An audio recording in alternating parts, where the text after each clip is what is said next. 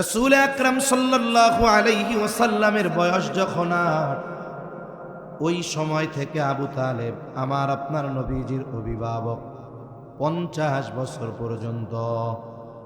নবুয়তির আগে আমার আপনার নবীর প্রতি যেমন মায়া মোহাব্বত আবু তালেবের ছিল, বলে যদিও আবু তালেব কাফের, কিন্তু নবুয়তির পরে এই মায়া মোহাব্বত আগের চাইতে অনেক বেড়েছে।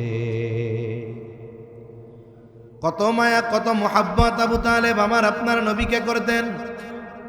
তিনি কেমন যেন আমার আপনার নবীর উপরে কাফেরদের ক্ষেত্রে ছায়ার মতো ছিলেন, সামনে কেমন যেন সীসা ঢালা প্রাচীরের মতো ছিলেন। ঐতিহাসিকেরা যেই বছর আবু তালেব মারা যায়, ওই বছর খাদিজাতুল কুবরা রাদিয়াল্লাহু তাআলা আনহাও ইন্তেকাল করেন। বাহিরে আবু তালেব, ঘরে ছিল খাদিজাতুল কুবরা রাদিয়াল্লাহু তাআলা আনহা। এই দুইজন যেই বছর ইন্তেকাল করেছে, ওই বছরের নাম দিয়েছে আমুল হুজুন, চিন্তার বছর, পেরেশানির বছর। আবু তালেব যখন জীবনের শেষ সময় মুহাব্বত চাচাকেও করে, চাচাও নবীজিকে করে। নবীজি এটাও জানে আমার চাচা আমাকে যত মুহাব্বত করুক না কেন, আর আমি চাচাকে যত মুহাব্বত করি না কেন, বলে যদি ঈমান না আনে, আমাকে করা মুহাব্বত আর আমার করা মুহাব্বত তাকে অনন্তকাল জাহান্নাম থেকে বাঁচাতে পারবে না। এই চাচা যখন জীবনের অন্তিম সময় মারা যাবে বাপ, ওই সময় নবীজি চাচার মাথার কাছে বসে চাচা আবু তালেবকে বলতেছে, চাচা আপনি শুধু বলেন লা ইলাহা ইল্লাল্লাহ, আর কোনো কিছু বলা লাগবে না, শুধু বলেন লা ইলাহা ইল্লাল্লাহ। বাকি বিষয়ের জন্য আল্লাহর দরবারে কিয়ামতে আপনার জন্য আমি সুপারিশ করব।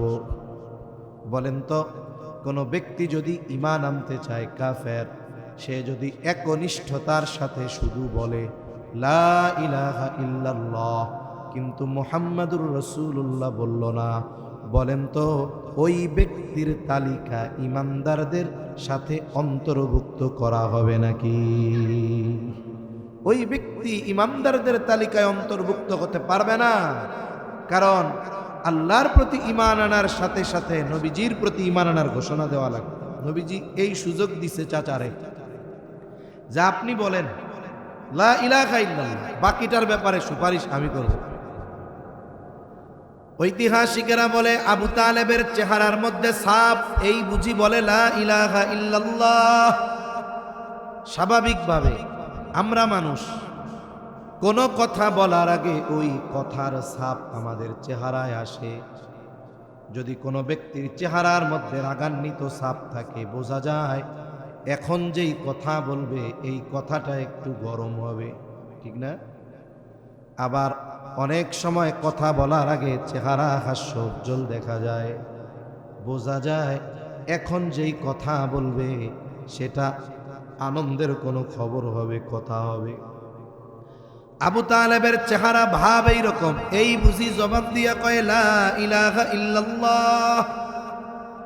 আবু তালেব গোত্রপতি, সম্মানী ব্যক্তি, তার মৃত্যুর সময় আরবের সব নেতারা হাজির। আবু তালেবের মৃত্যুর সময় আবু জেহেল, উতবা সাহেবাও কাছে। এই বুঝি বলে লা ইলাহা ইল্লাল্লাহ। আবু তালেবের কাছে দৌড় দিয়ে আবু জেহেল এসে বলে সাবধান সাবধান, আপনাকে মানুষ সম্মান করে, বীরপুরুষ বলে। আপনি যদি মরার আগে বাপ দাদার ধর্ম ত্যাগ করে মুহাম্মাদের ধর্ম গ্রহণ করেন, তাইলে কা পুরুষ বলবে?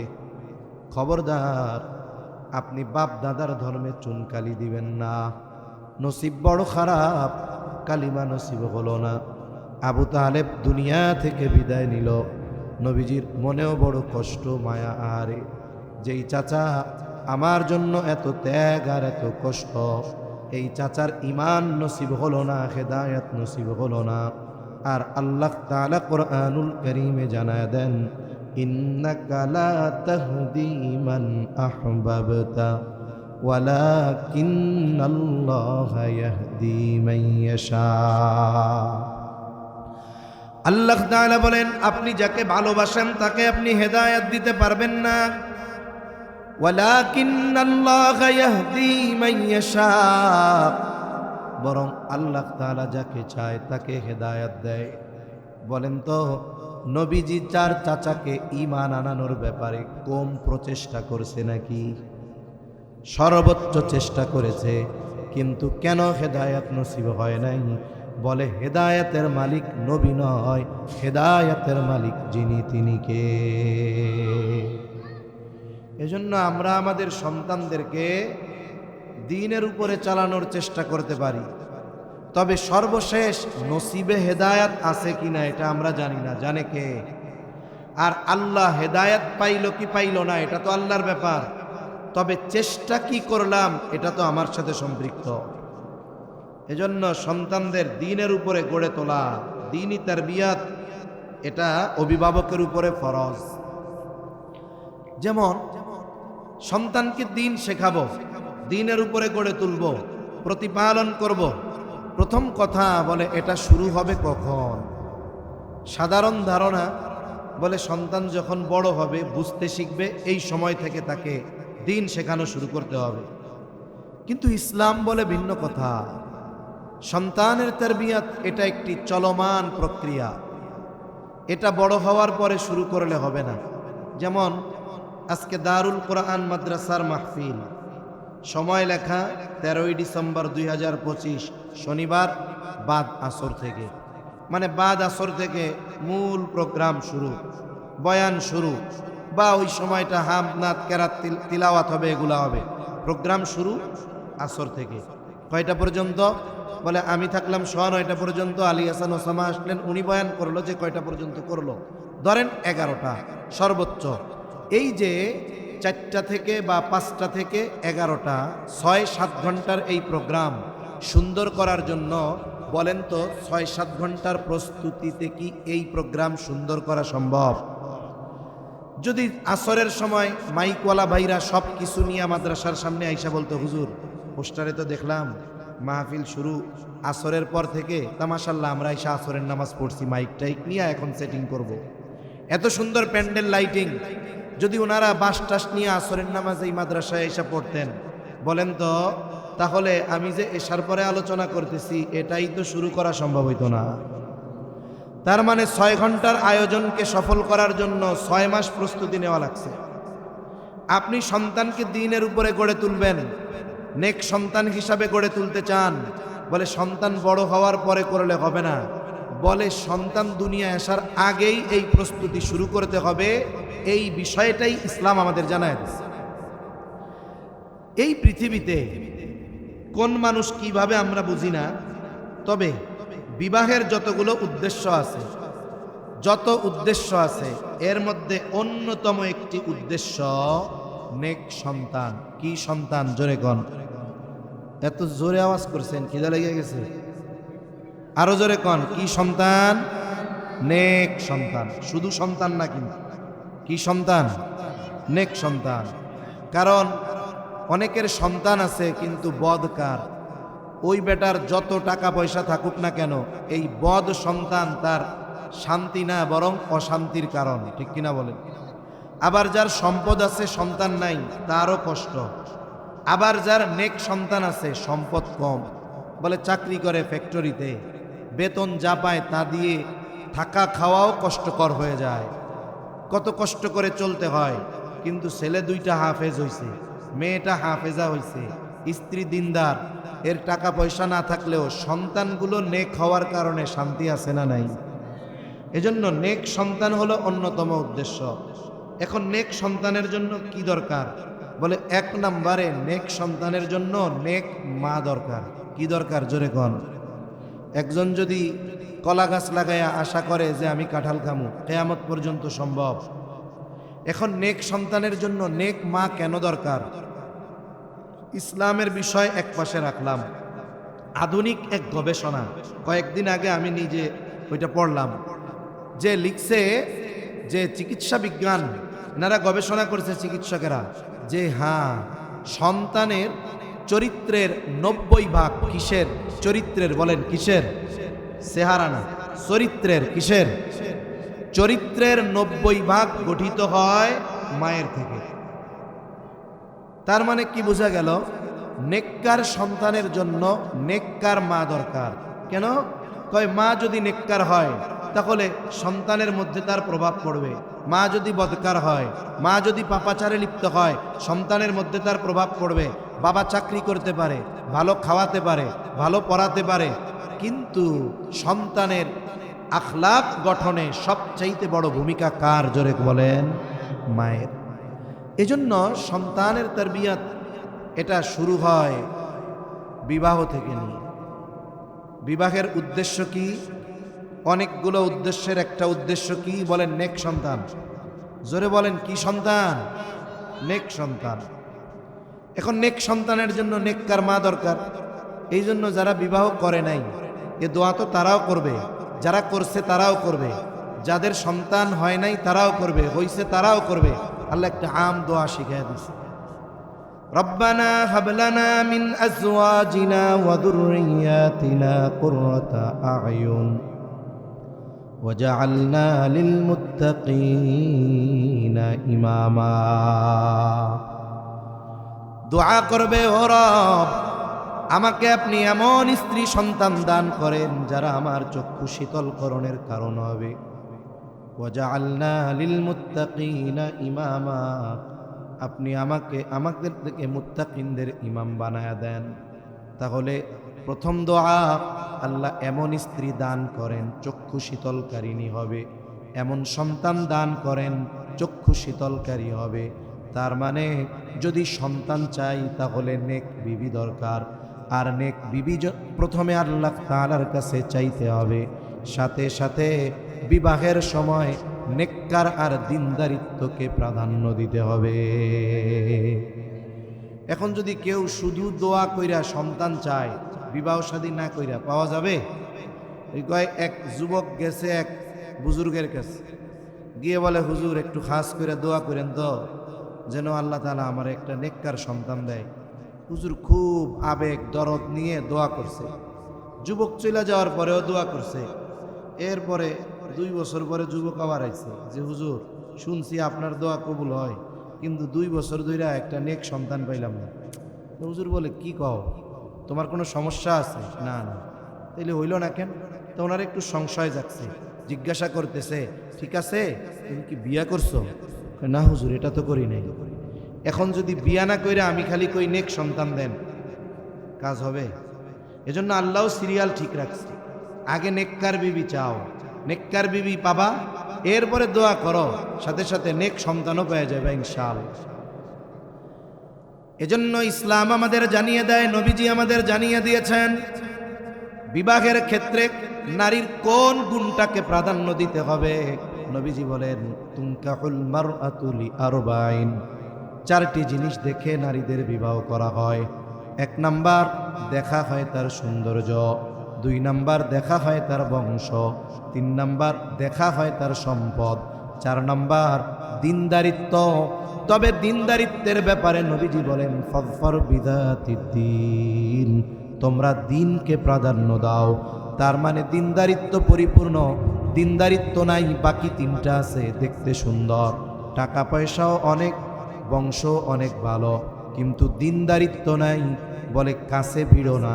তবে ব্যতিক্রম যদি হয়, দিনদারিত্বের মধ্যে কমতি নাই, কিন্তু দেখতে একটু শ্যামলা, বংশ অনেক উচ্চ না, টাকা পয়সা বাবার অনেক নাই, বলে বিবাহ করো, একটু সবর করো, আশা করা যায় ওই নারীর গর্ভে আল্লাহ এমন সন্তান দিবে যেই সন্তান ওই যে তোমার দোয়া চক্ষু শীতলকরণের কারণ হয়ে যাবে।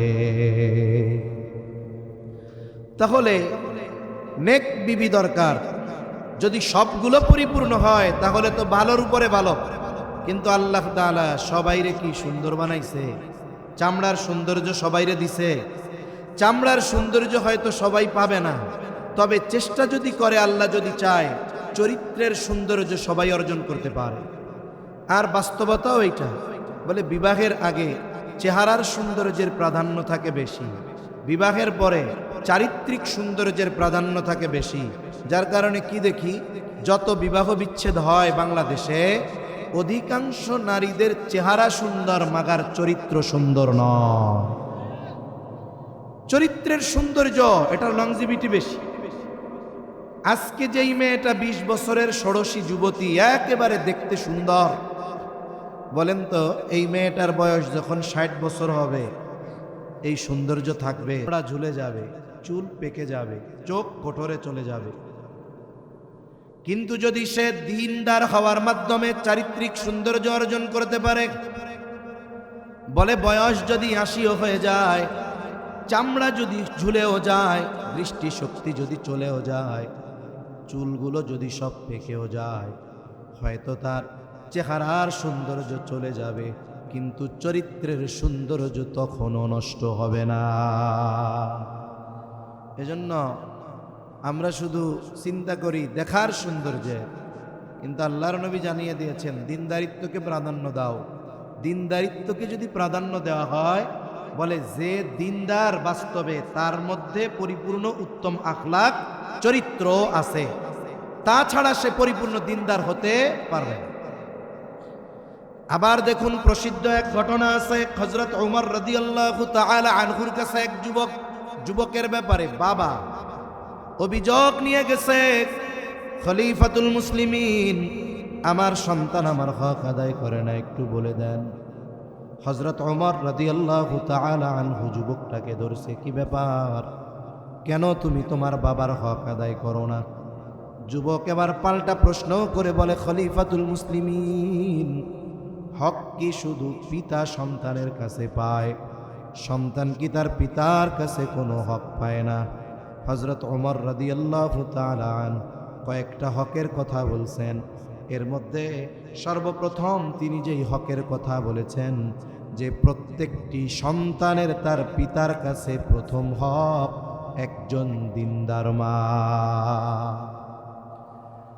সন্তানের কাছে বাবা হক দাবি করবে কখন? সন্তান যখন বালেগ হবে, বুঝমান হবে। কোনো বাবা যদি তার 4 বছরের ছেলেরে বলে, আমি হইলাম তোর বাপ, আমি তোর কাছে হক পাই, আমি আজকে থেকে ঘরে বইয়া থাকবো, তুই অটো চালাইয়া কালকে থেকে আমারে ইনকাম করে খাওয়াবি। এই 4, 5, 6 বছরের বাচ্চারে যদি কোনো বাপ এটা বলে, হক আদায় হবে না, এটা হবে জুলুম। এটা কি হবে জোরে কন? এটা হবে জুলুম। তবে সন্তান তো বাবার কাছে হক পায় কখন? বলে বিবাহ করার আগেই একটা হক ওই সন্তানের বাবার উপরে রয়ে গেছে। সুবহান। সন্তান হবে কি হবে না আল্লাহ জানে, কিন্তু কেউ যদি দিনদারিত্বকে বাদ দিয়ে সৌন্দর্য, টাকা পয়সা আর বংশরে প্রাধান্য দেয়, তাহলে অনাগত সন্তানের জরুরি একটা হক সে নষ্ট করে ফেলবে। তা সম্মানিত উপস্থিতি, উদ্দেশ্য যেহেতু নেক সন্তান, সুতরাং 1 নম্বরে দরকার সন্তানের জন্য নেককার মা। কি মা জোরে কোন? এটা হলো সন্তান তরবিয়তের বা সন্তানের অন্যতম হক, প্রধান হক, সন্তান তরবিয়তের প্রথম বিষয়। দ্বিতীয়, বিবাহ হলো, আগে আমার যুবক ভাই দোয়া করছে একা একা, আল্লাহ আমারে নেক বিবি দেন, নেক সন্তান দেন। এখন প্রথমটা তো পূরণ হয়েছে, নেককার বিবি পাইছে, বলে এবার আর একা না, 2 জনে মিলে আল্লাহ তাআলার কাছে নেক সন্তান চেয়ে দোয়া করবে। আল্লাহ তাআলার কাছে নেক সন্তান চেয়ে দোয়া করা, এটা নবী রাসূলদের আমল। ইব্রাহিম আলাইহিস সালাতু ওয়াস সালাম যখন বার্ধক্যে উপনীত হয়ে গেছেন, 80-র উপরে বয়স, ইরাকের বাবেল থেকে হিজরত শুরু করেছেন সিরিয়ার দিকে মুসাফির। এই অবস্থায় আল্লাহ তাআলার কাছে সন্তান চেয়ে দোয়া করেছেন, শুধু সন্তান না, নেক সন্তান। আল্লাহ তাআলা বলেন, রব্বি হাবলি মিনাস সলিহিন। আল্লাহ জানায় দেন, ইব্রাহিম আলাইহিস সালাম দোয়া করে, ও রব, আমাকে একজন নেককার ছেলে সন্তান দেয়। শুধু সন্তান চাইছে না নেক সন্তান চেয়েছে? এজন্য আমরাও আল্লাহর কাছে শুধু সন্তান চাইব না নেক সন্তান চাইব? এই দোয়ার মধ্যে এটা বোঝা যায়। মুফাসসিরিনে কেরাম বলেন, ইব্রাহিম আলাইহিস সালাম আল্লাহর কাছে ছেলে চাইছে। কারো ছেলে যদি পরপর 2-3টা হয়, মোটামুটি বেজার হয় না, খুশি হয়। কিন্তু মাইয়া যদি পরপর 2-3টা হয়, চেহারার দিকে আর তাকানো যায় না। কথা ঠিক বললাম না ভুল বললাম? আরে ভাই, পরপর 2-3টা মেয়ে হলে শুধু বাপ যে নাখোশ হয় তা না, আমাদের সমাজে মহিলারাও রাগ হয়, বল এত মাইয়া হইতেছে, অথচ সে নিজে মেয়ে, মেয়ে হচ্ছে, এই জন্য রাগ হইতেছে। তা এই আয়াতে বোঝা যায় যে ইব্রাহিম আলাইহিস সালাম আল্লাহর কাছে ছেলে চাইছে ছেলে, বা চাইলাম ছেলে, আল্লাহ দিল মেয়ে, রাগ হওয়া যাবে? কারণ ছেলে হোক বা মেয়ে হোক, এটা দেওয়ার ক্ষমতা দুনিয়ার কোন ডাক্তার, ইঞ্জিনিয়ার, ফকির, কবিরাজের না, আল্লাহর। আল্লাহ তাআলা বলেন, ইয়াহাবু লিমান ইয়াশাউ ইনাসা ওয়া ইয়াহাবু লিমান ইয়াশাউ যুকুর আও ইউযাওয়িজুহুম যুকরানা ওয়া ইনাসা ওয়া ইয়াজআলু মান ইয়াশাউ আকিমা।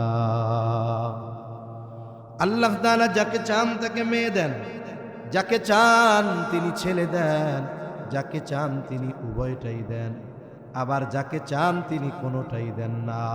তার মানে ছেলে হোক আর মেয়ে হোক, এটা দেওয়ার নিয়ন্ত্রণ যার হাতে, তিনি কে? তাহলে চাইতে হবে, দোয়া করতে হবে। এই যে নেক সন্তান চেয়ে দোয়া করা, এটা সন্তান তারবিয়াতের অন্যতম একটি অংশ।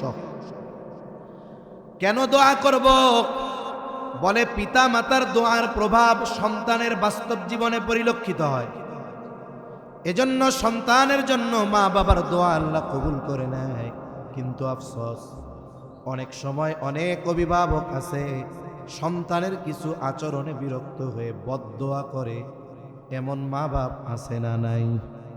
বিশেষ করে মায়েরা করে।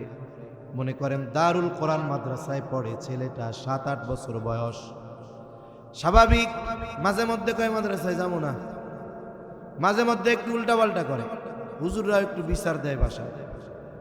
এইবার মা বাবা অতিষ্ঠ হয়ে বদদোয়া করে ছেলেরে, বলে তুই মরতে পারস না, তোর মরা মুখ যেন আমি আর না দেখি। বলে কি বলে না? আবার অনেক সময় মাথায় হাত দিয়া কয়, আল্লাহ এর জ্বালায় বাঁচি না। হুজুররা খালি বিচার দেয়, নিয়ে যাও এরে। আপনি বদদোয়া দিলেন, যদি বদদোয়াটা কবুল হয়ে যায় কি হবে?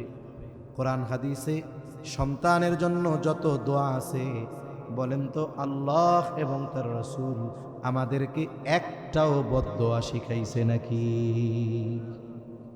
তাহলে বদদোয়া কেন করেন? আপনি তার জন্য নেক দোয়া করবেন। আপনি রাগের ঠেলায় বলেন যে আল্লাহ এর বাইজিদ বুস্তামি বানায় দাও, আল্লাহ এর আব্দুল কাদের জেলানি বানায় দাও, আল্লাহ এর আহমদ শফি বানায় দাও। এই দোয়া কেন করেন না? এজন্য আমরা কখনো সন্তানের উপরে বিরক্ত হয়ে সন্তানের জন্য বদদোয়া করব না। বরং যখন সন্তান নাই তখন থেকে দোয়া, রব আমারে নেককার সন্তান দেন। কারণ সন্তানের জন্য মা বাবার দোয়া, এই দোয়ার প্রভাব সন্তানের জীবনে পরিলক্ষিত হয়। আল্লাহ তাআলা ইব্রাহিম আলাইহিস সালামের দোয়া কবুল করেছেন। আল্লাহ বলেন, ফাবাশশারনাহু বিগুলামিন হালিম। আল্লাহ তাআলা বলেন, আমি তাকে একজন সহনশীল সন্তানের সুসংবাদ দিলাম। এই সন্তান কেমন সন্তান আমাদের জানা আছে। আমরা সবাই জানি যে আল্লাহর নির্দেশ পালনার্থে ওই ছোট্ট শিশু বাবার কথায় সুরির নিচে শুয়ে পড়ছে। এমন হালিম সন্তান আল্লাহ দিছে। বলে এটা হলো ইব্রাহিম আলাইহিস সালামের দোয়ার প্রভাব। আবার অনেক সময় অনেকে সন্তান চেয়ে দোয়া করে, সন্তান হয় না। ডাক্তার দেখায়, বলে সব ঠিক, সন্তান হয় না। বাংলাদেশ, ভারত, সিঙ্গাপুর, অনেক জায়গায় ডাক্তার দেখানোর পর ডাক্তার বলে কোনো সমস্যা নাই। হয় না কেন এটা আমরা জানি না, আল্লাহ জানে। আবার গ্রামের কিছু মানুষ থাকে এসে বুদ্ধি দেয়, শোনো দেশ বিদেশে ডাক্তার দেখায় এত লাভ নাই। কিছু জিনিস আছে, সব জিনিস ডাক্তার দিয়া হয় না, কিছু জিনিস আছে ফকির কবিরাজ লাগে। বলে না এরকম?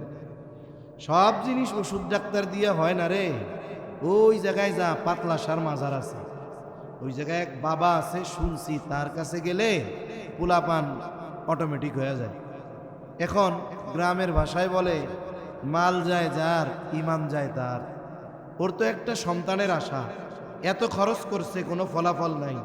এইবারও দৌড় দিয়ে চলে গেছে ওই জায়গায়।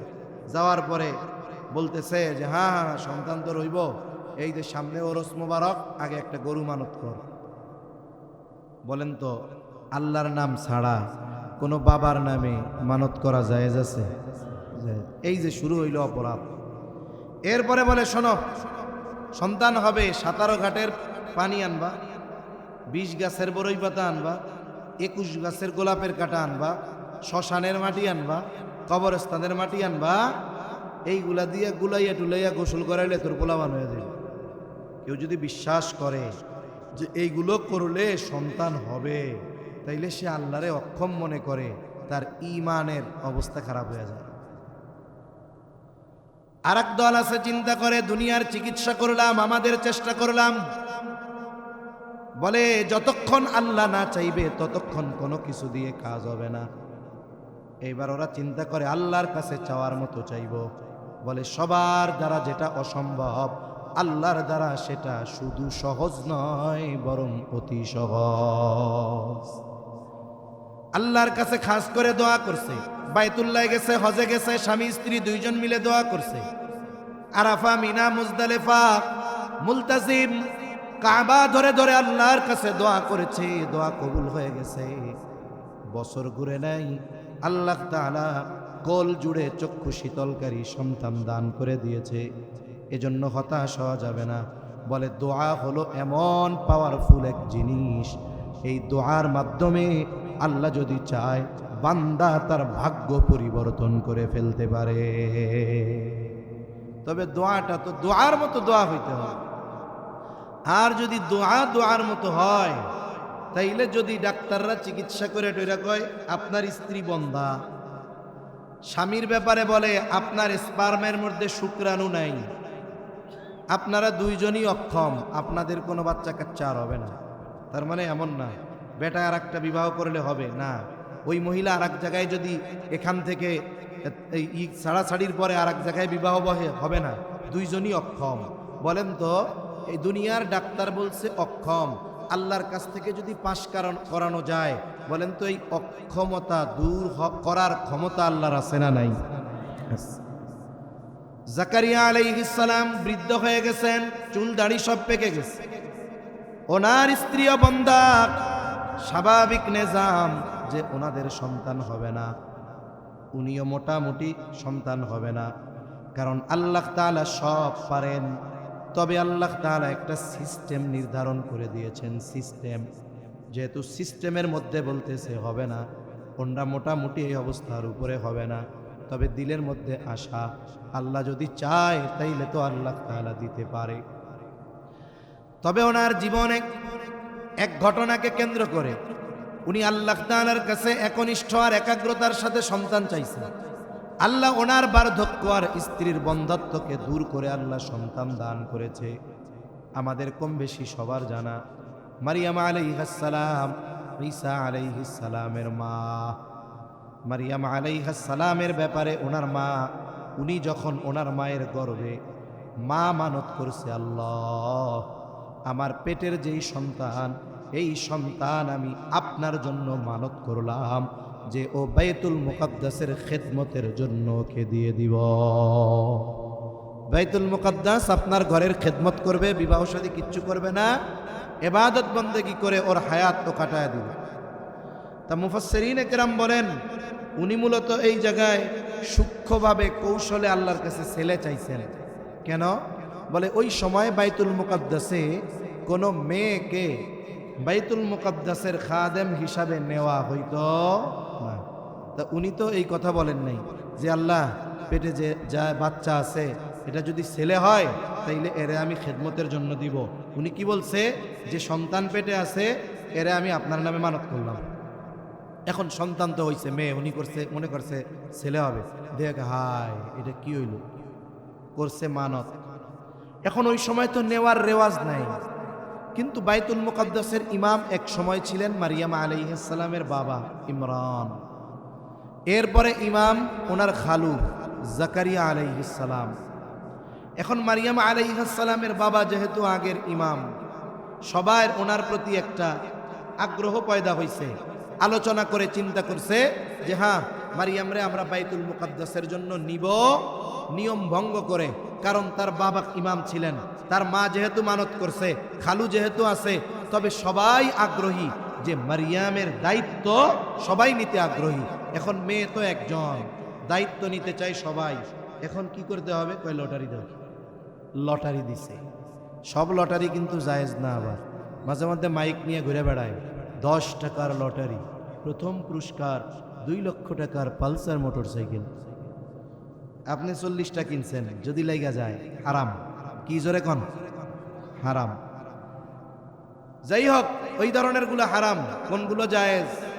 বলে রাসূল সাল্লাল্লাহু আলাইহি ওয়াসাল্লাম প্রত্যেক সফরে এক একজন স্ত্রীকে সাথে নিয়ে যাইতেন। এখন লটারি হইতো, কে যাবে আগে, কে যাবে, লটারিতে যার নাম উঠতো তিনি যাইতেন, এভাবে সিরিয়ালে হইতো। যাই হোক, ওইদিক কথা বলতে গেলে অনেক কথা হবে। এখন লটারি হইছে, লটারিতে প্রথমবার নাম উঠে গেছে জাকারিয়া আলাইহিস সালামের। 3 বার দিছে, 3 বারই নাম জাকারিয়া আলাইহিস সালামের। অন্যান্যরাও আশাবাদী, কিন্তু আল্লাহ চাইলেন যেহেতু খালু আছে, খালু থাকতে অন্যদের দিব কেন? আল্লাহ তাআলা জাকারিয়া আলাইহিস সালামকে এই জিম্মাদারি জাকারিয়া আলাইহিস সালাম নিলেন। ছোট যখন খালার কাছে আছে, মাও আছে, এরপরে যখন একটু বড় হইছে, ওনার জন্য বাইতুল মুকাদ্দাসের পাশে মসজিদের সাথে আলাদা বাইরে একটা রুম বানায় দেওয়া হয়েছে। উনি দিনের বেলায় ওই জায়গায় ইবাদত করেন, রাতের বেলায় খালার কাছে গিয়ে থাকেন।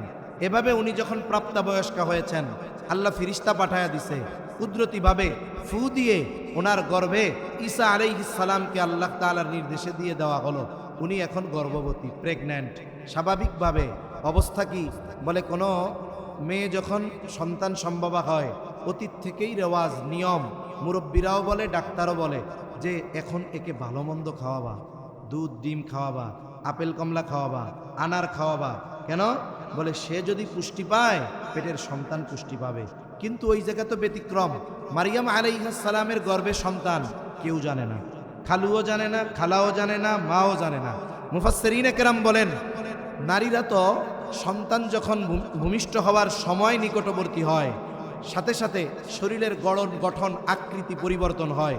কিন্তু মারিয়াম আলাইহিস সালামের বিষয় হলো এইরকম, ঈসা আলাইহিস সালাম গর্ভে, কিন্তু শরীরের কোনো আকার আকৃতি গঠনের কোনো পরিবর্তন নাই। কেউ দেখে বলতে পারতো না যে গর্ভে সন্তান, যতক্ষণ না ওই সন্তান ভূমিষ্ঠ হয়েছে আর উনি কোলে করে ওনার সম্প্রদায়ের কাছে না আনছেন, ততক্ষণ পর্যন্ত কেউ জানতো না যে মারিয়ামের গর্ভে সন্তান আছে। সুবহানাল্লাহ। তাহলে মারিয়াম আলাইহিস সালামের গর্ভে সন্তান, বলেন তো ওনার মা জানে নাকি? জোরে কন্যা জানে নাকি? ওনার খালা জানে নাটা? জোরে কন, কথা কইতে কষ্ট হচ্ছে। এই তো কেউ জানে না। যেহেতু সন্তান পেটে, কেউ জানে না কে ভালো খাবার খাওয়াবে, বলে আল্লাহ তো জানে। এই জন্য আল্লাহ তাআলা নিজে ভালো খাওয়ানোর জিম্মাদারি নিলেন। এইবার মারিয়াম আলাইহিস সালামের জন্য আসমানি খাবার আসা শুরু হয়ে গেছে, হরেক রকমের ফলমূল ওনার সামনে। জাকারিয়া আলাইহিস সালাম দিনের বেলায় কয়েকবার রুমে ঢুকে খোঁজ খবর নেন কিছু লাগবে কিনা। যখনই উনি রুমের মধ্যে ঢুকে দেখে মারিয়ামের সামনে হরেক রকমের ফলমূল, আল্লাহ তাআলা বলেন, কুল্লামা দাখালা আলাইহা জাকারিয়াল মিহরাবা ওয়াজাদা ইনদাহা রিজকা। যখনই তিনি মারিয়াম আলাইহিস সালামের রুমের মধ্যে ঢুকে দেখে ওই জায়গায় হরেক রকমের ফলমূল, যেই ফল এখন গাছে নাই, যেই ফল এখন বাজারে নাই, অথচ ওই ধরনের গাছ পাকা তরুতাজা ফলমূল মারিয়াম আলাইহিস সালামের সামনে। উনি জিজ্ঞাসা করলেন, ক্বালা ইয়া মারইয়ামু আন্না লাকি হাযা, ও মারিয়াম এই ফলমূল তোমার জন্য কোথার থেকে আসলো, কোথায় পাইলা তুমি এইগুলা? মারিয়াম আলাইহিস সালামের সহজ আর সোজা জবাব, ক্বালাত হুয়া মিন ইনদিল্লাহ, এই ফলমূল যার পক্ষ থেকে আসছে তিনি কে? আল্লাহর পক্ষ থেকে আসছে। বলেন তো, আল্লাহ যদি চায় গাছে থাকা লাগবে না, বাজারেও থাকা লাগবে না। আল্লাহ যদি চান এই ধরনের জিনিস বান্দাকে কোনো মাধ্যম ব্যতীত দিতে, খাওয়াইতে পারেন কি পারেন না? জোরে বলেন পারেন কি পারেন না? এ বিশ্বাস আমাদের অন্তরে আছে। তবে এরপরেও মারিয়াম আলাইহিস সালাম বলছে আল্লাহর পক্ষ থেকে আসছে, জাকারিয়া আলাইহিস সালাম আর কিছু বলে নাই, বিশ্বাস করছে যে আল্লাহই দিছে। বাজারে নাই, গাছে নাই, পাইবে কই আল্লাহ না দিলে? কিন্তু আমাদের ক্ষেত্রে হইলে আমরা কি বলতাম? পাইছো কই? আল্লাহ দিছে। মুখ দিয়া ঠিকই কইছি আল্লাহ দিতে পারে, কিন্তু সংশয় অন্তরে আসতো নিশ্চয়ই কারো মাধ্যমে পাইছে।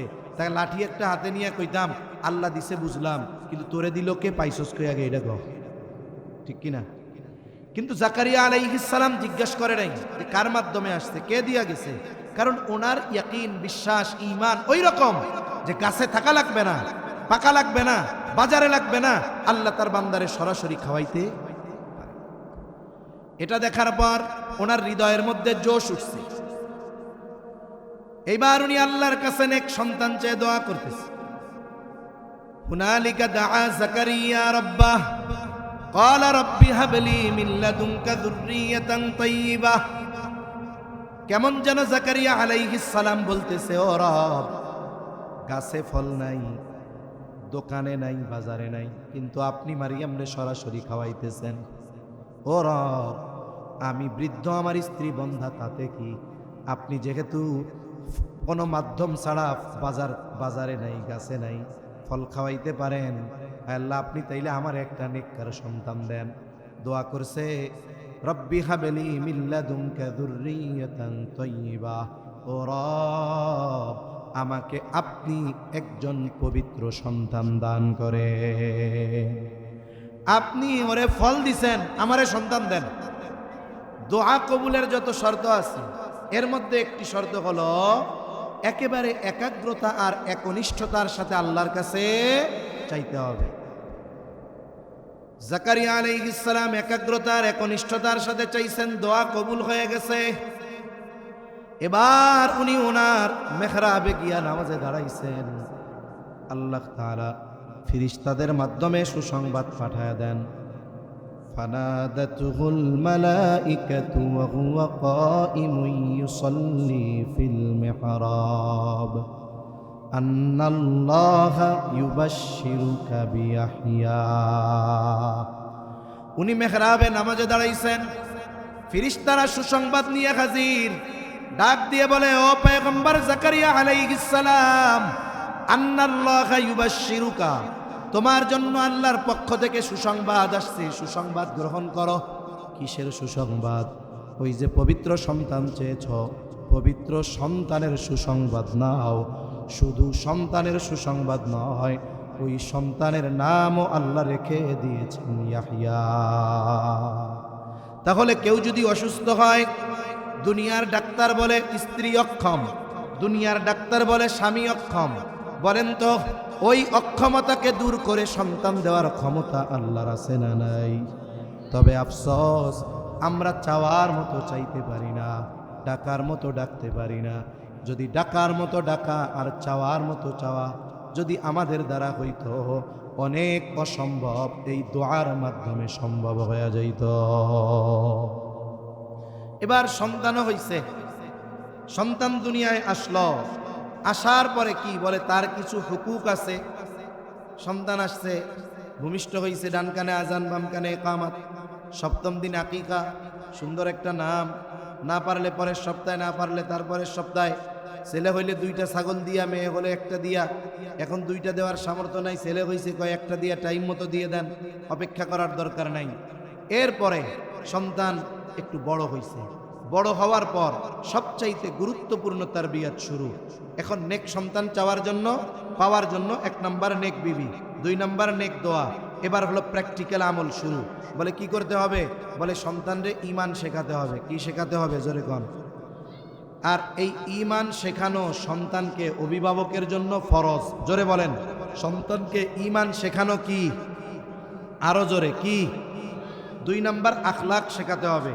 বলেন, সন্তানের চরিত্র গড়ে তোলা বা আখলাক শেখানো অভিভাবকের জন্য কি? জোরে কোন। সন্তানকে ইলম শেখাতে হবে, ইলম শেখানো অভিভাবকের জন্য এটা কি? জোরে বলেন।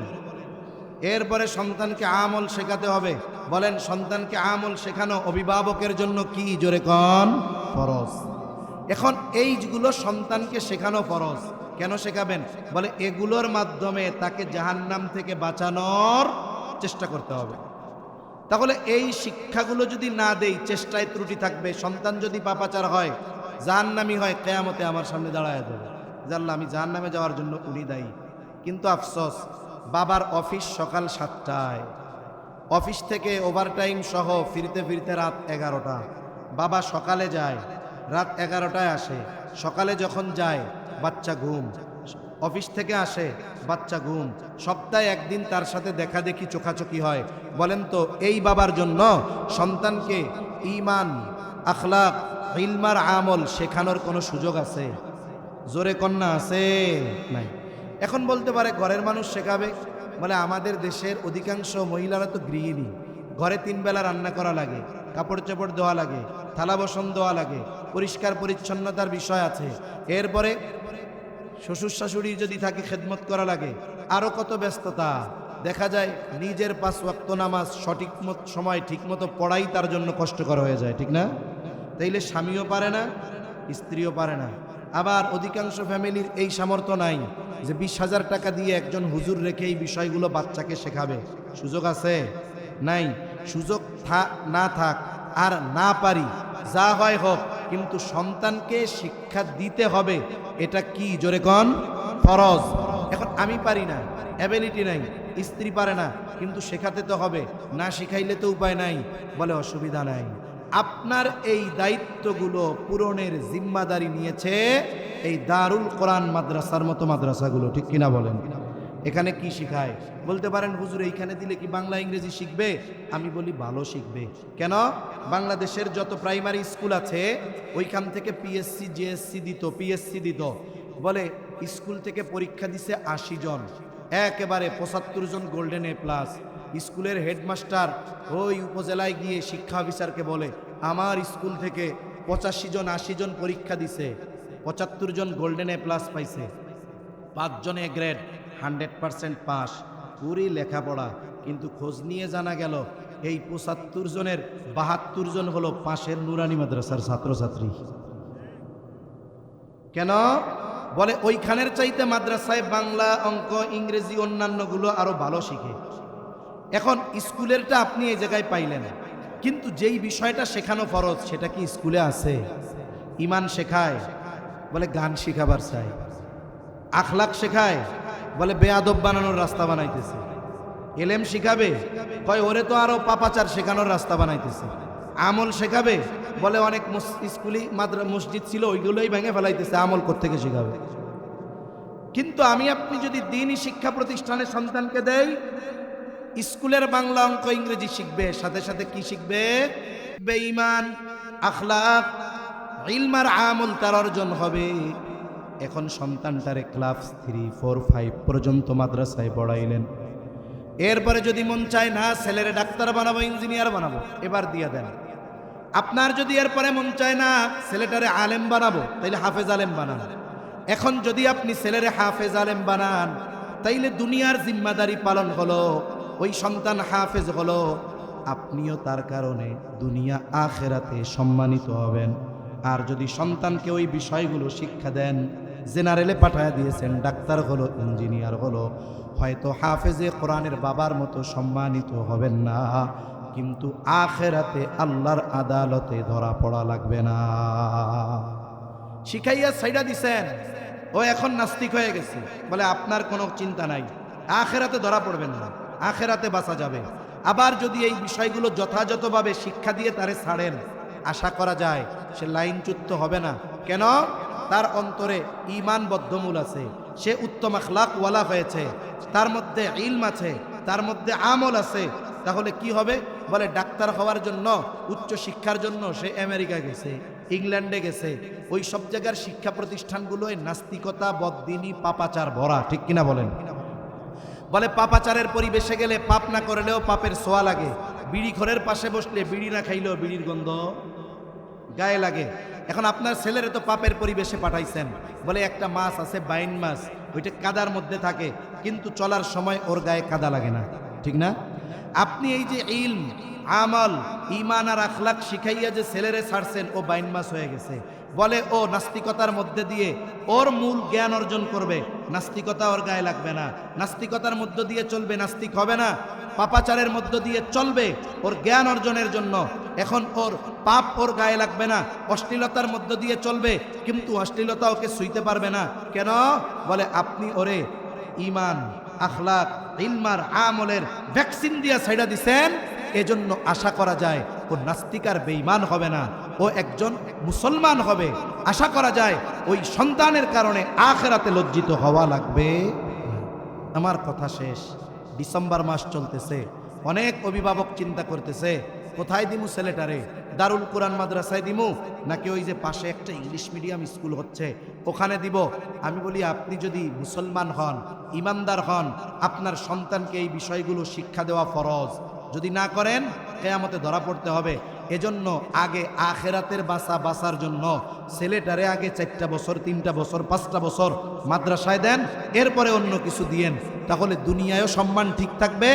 আর যদি আলেম বানাইতে পারেন আখিরাতে মর্যাদা অনেক পাবেন। আর যদি আলেম না বানাতে পারেন, দায়িত্ব পালন করার দ্বারা আখিরাতে ওই সন্তানের কারণে বেইজ্জতি হওয়া লাগবে না। আল্লাহর নবীও বলেন কুল্লুকুম রাঈন ওয়া কুল্লুকুম মাসউলুনা আন রাঈয়াতিহি, তোমরা প্রত্যেকে দায়িত্বশীল, প্রত্যেককে তার দায়িত্বের ব্যাপারে জিজ্ঞাসা করা হবে। আমি আমার অধীনস্থদের ব্যাপারে দায়িত্বশীল। আল্লাহ আমাকে কিয়ামতে জিজ্ঞাসা করবে না ছেলেরে কি খাওয়াইছিলা, কি পড়াইছিলা, এইগুলো জিজ্ঞাসা করবে না, বরং জিজ্ঞাসা তো ওই ব্যাপারে হবে ছেলেকে দিন শিখিয়েছিলা কিনা। ঠিক কিনা বলেন? যদি শিখিয়ে থাকি, ব্যবস্থা গ্রহণ করে থাকি, আখিরাতে বাঁচার উপায় আছে।